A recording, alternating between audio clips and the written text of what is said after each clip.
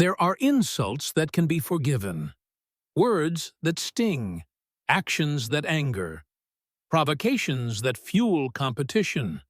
And then there are violations, sacred lines crossed, acts so disrespectful, so deliberately offensive, so universally condemned, that forgiveness becomes impossible, that restraint becomes weakness, that mercy becomes betrayal.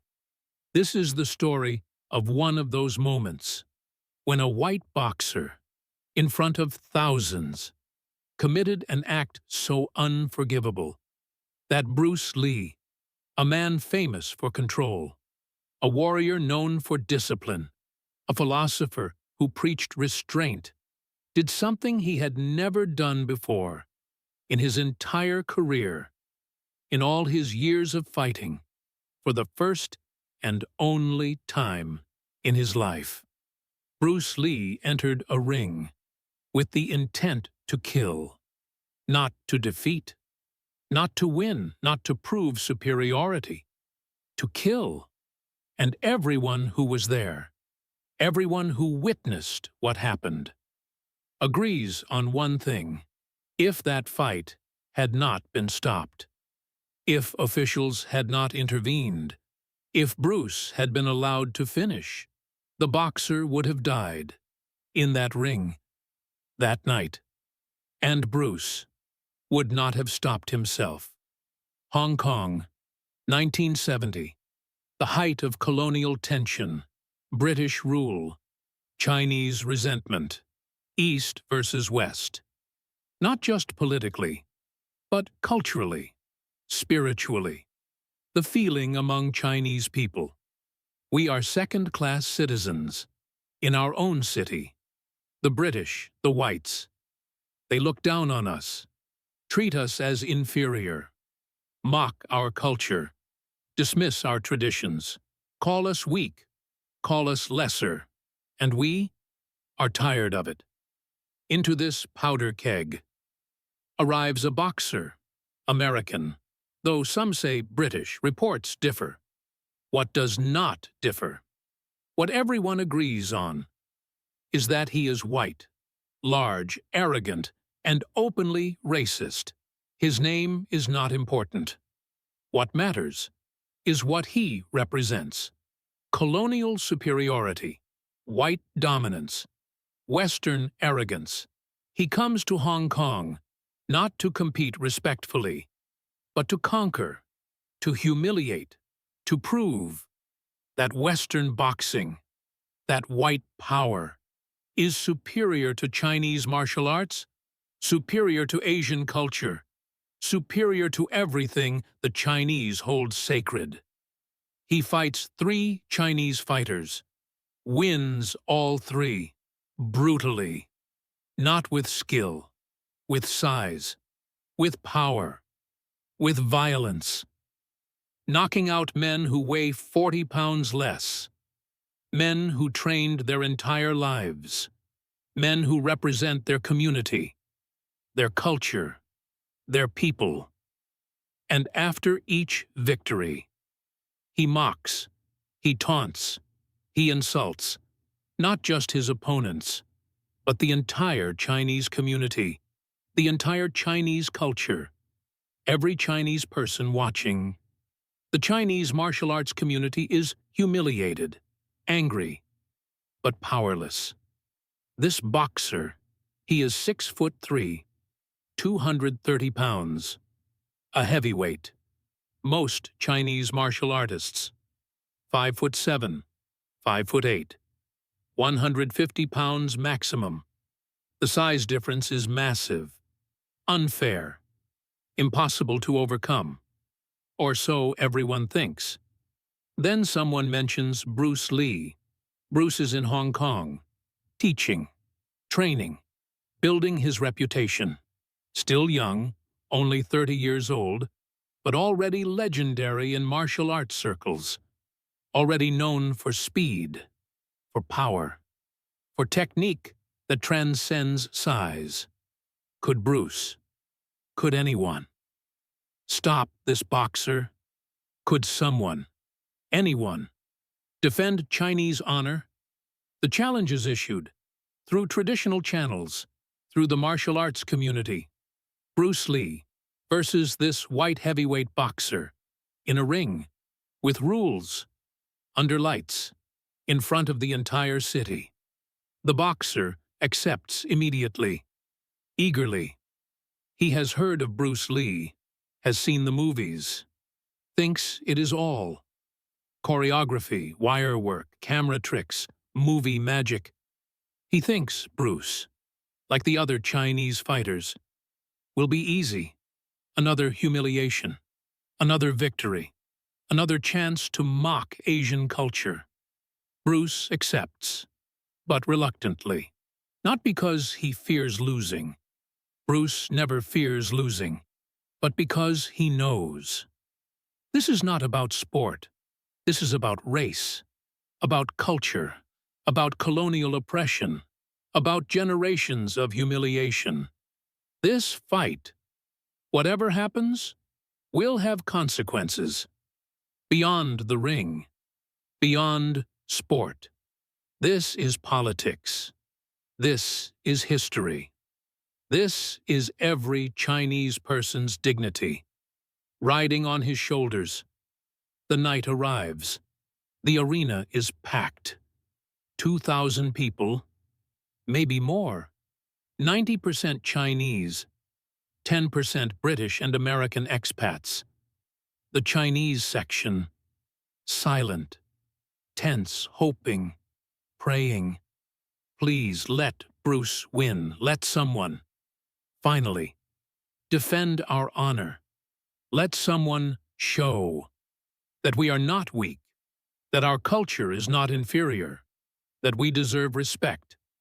The white section, loud, confident, arrogant, betting heavily on their champion, their representative, making jokes, loud enough for Chinese people to hear, about kung fu, about Bruce, about Chinese fighting being dancing, being weak, being inferior, the racial tension, thick, dangerous. One spark could cause a riot. Bruce enters. Simple black shorts. No shoes, no gloves. Traditional martial arts rules. The boxer enters. American flag shorts. Boxing gloves. Massive. Intimidating. The size difference. Shocking.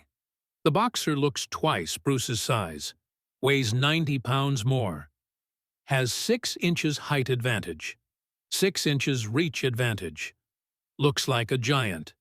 Next to Bruce, who looks almost small, almost fragile. The Chinese section sees this size difference and worries.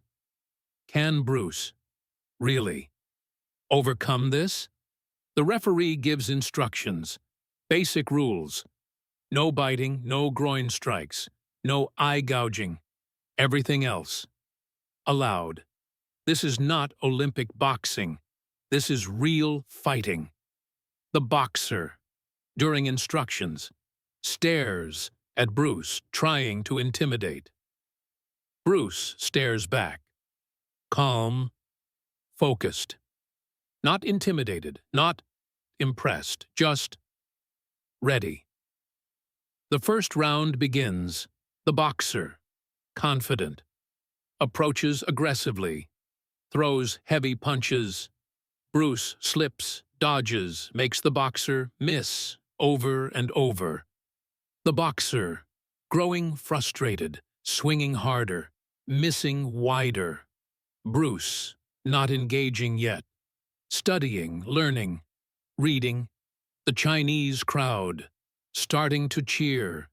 Bruce is not losing, is not being dominated, is making this giant look clumsy, look slow. Maybe Bruce can win. The boxer, angry now, stops boxing, starts talking, trash talking, loud, in English. So the Chinese crowd mostly does not understand the words, but understands the tone, the contempt, the racism.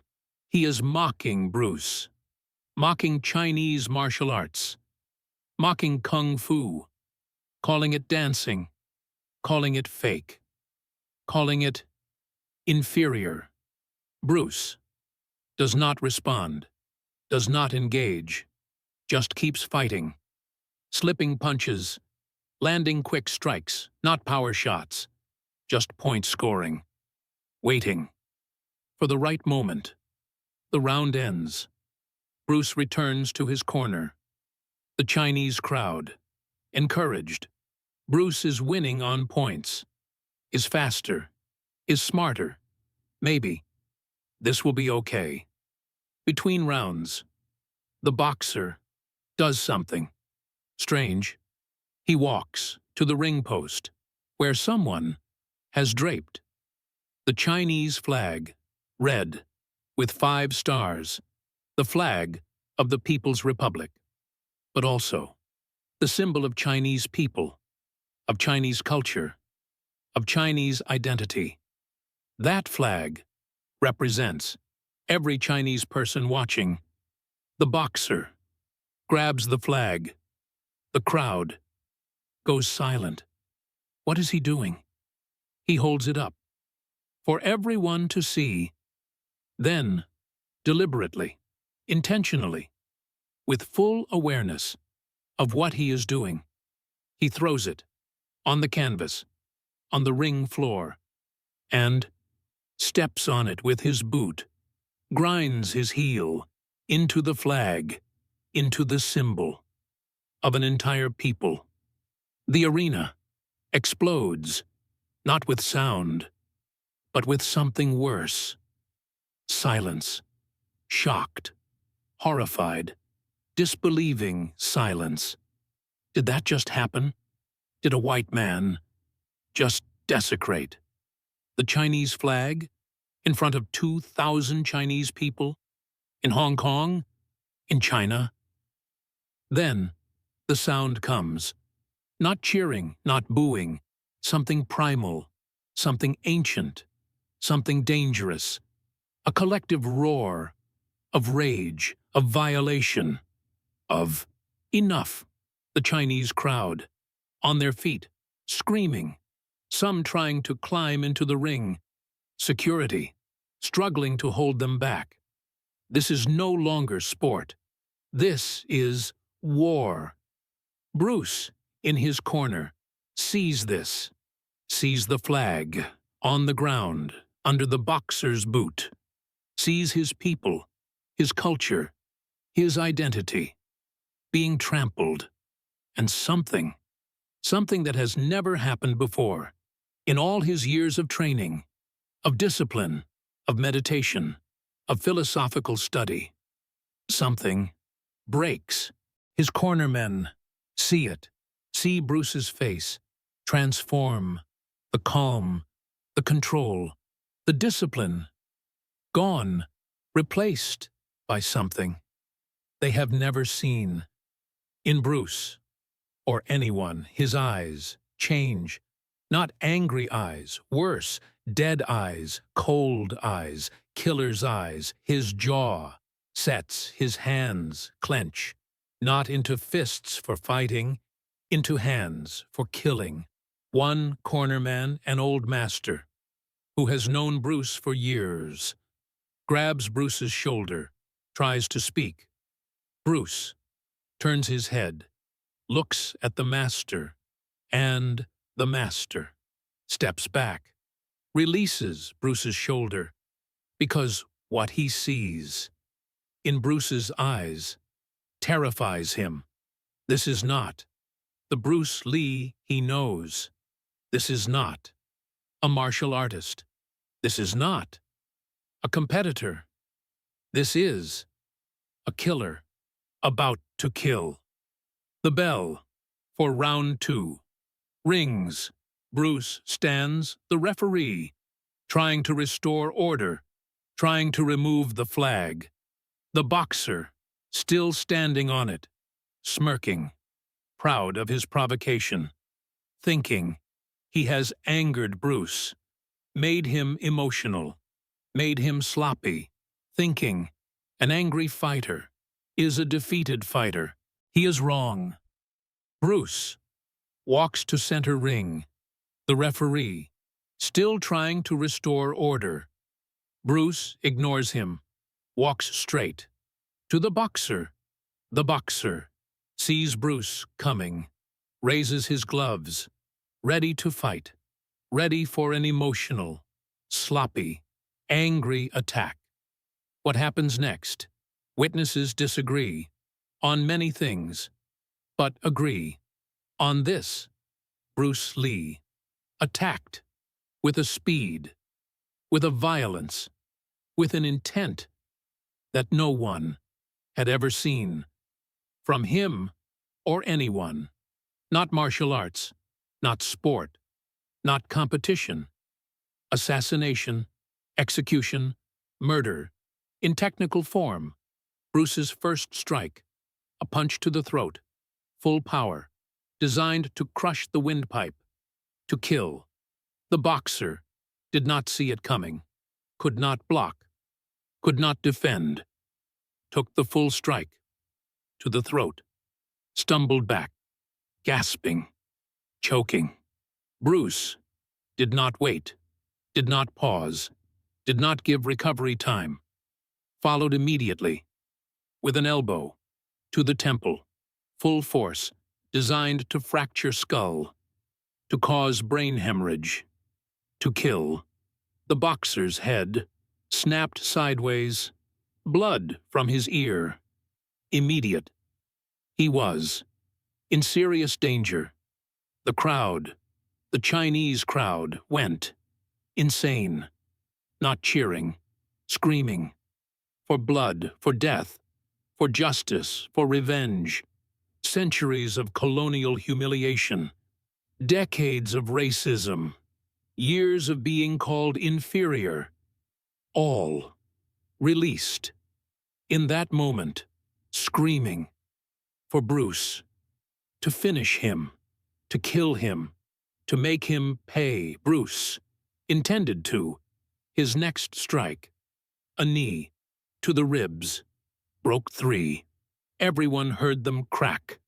The boxer collapsed to his knees, defenseless, hurt, broken. Bruce raised his foot for a kick to the head that would. Everyone watching knew. End the boxer's life. The angle, the power, the target. This was not a knockout kick. This was an execution. The referee dove between them, screaming, "Stop! Stop! The fight is over. You won. Stop." Other officials climbed into the ring, 5 of them, grabbing Bruce, holding him back. Bruce struggling, still trying to reach the boxer, to finish what he started. His eyes still dead, still cold, still intent on killing. It took 6 men to pull Bruce away, to drag him to his corner, to hold him until, slowly, gradually, he came back. The killer's eyes faded, the human eyes returned, and Bruce realized what he almost did, what he wanted to do, what he intended to do. He sat in his corner and cried, not from victory, not from emotion, from shame, from horror, from the realization that, for the first time in his entire life, he wanted to kill someone, really kill, not defeat, not win, kill, and would have, if not stopped.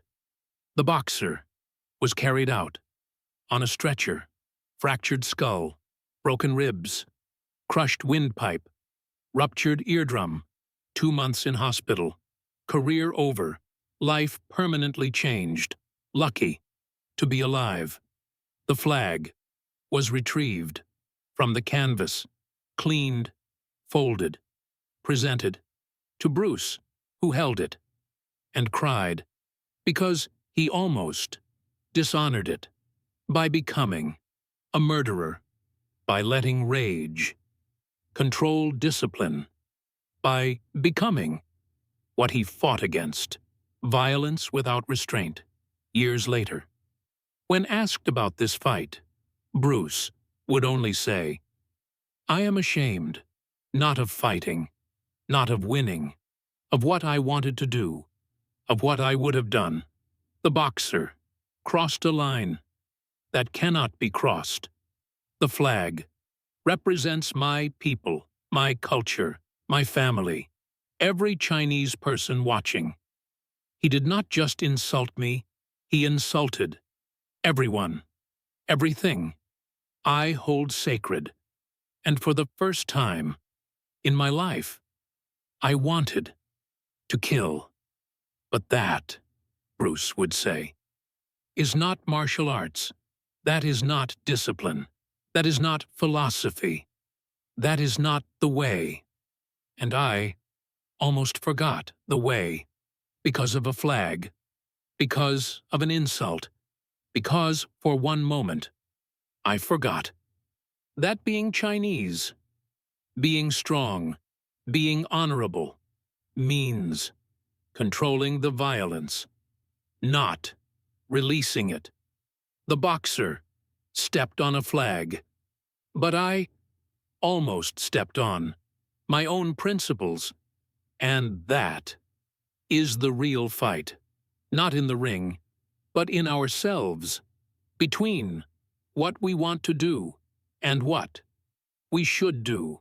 That night, I won the fight, but almost lost myself, and that is the real victory, not defeating him, but stopping myself from becoming what I am not, a killer. That is the difference between a fighter and a warrior. A fighter fights to win. A warrior fights to protect, including protecting themselves from themselves. That night, I learned that the hardest opponent is not in front of you, but inside you, and that the greatest victory is not over others, but over the darkness within.